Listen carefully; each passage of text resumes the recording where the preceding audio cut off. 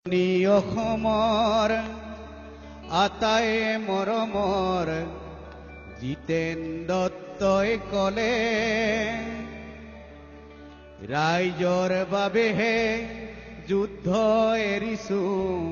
ৰাইজে শান্তি বিচাৰে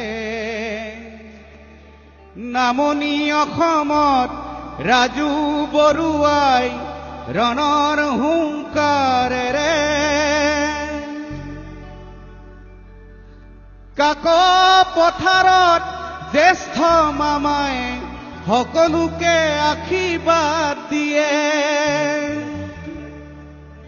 মিঠিংগা দৈ মাৰি শশধৰ চৌধুৰী প্ৰদীপ গগৈ আৰু জোন ভূঞা আদি কৰি সকলোৱে শান্তি বিচাৰে মৃণাল হাজৰিকা প্ৰবাল নেওগেও ৰাইজৰ মাজলৈ আহে শান্তিৰ আহ্বান কৰে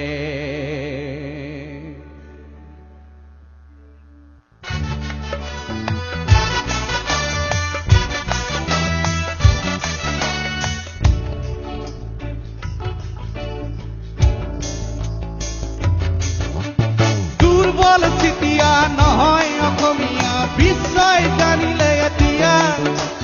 লাচিত নেথাকিলেও আছে অসমত অৰবিন্দ ৰাজখোৱা দুৰ্বল চিতিয়া নহয় অসমীয়া বিশ্বই জানিলে এতিয়া লাচিত নেথাকিলেও আছে অসমত অৰবিন্দ ৰাজখোৱা পিছে ভায়ে ভায়ে বিৰোধিতা মৰণৰে খেলা পতা ৰাইজে নকৰে কামনা ৰাইজে নকৰে কামনা যতেই নাথাকা লাগে তুমি উপকলে থকা ককাই পৰেশ বৰুৱা দুৰ্বল চিতিয়া নহয় অসমীয়া বিশ্বই জানিলে এতিয়া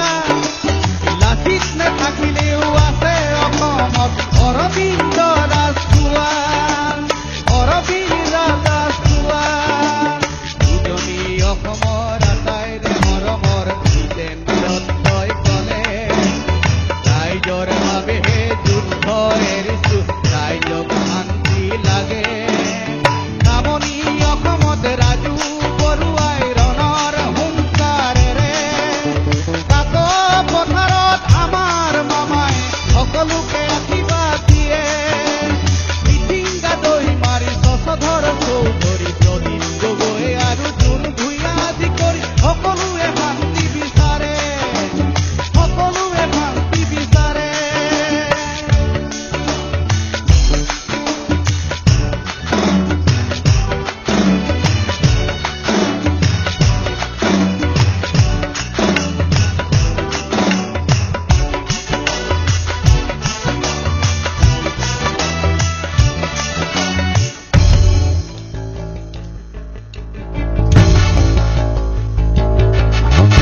যুদ্ধ নেলাগে আজি লাগে শান্তি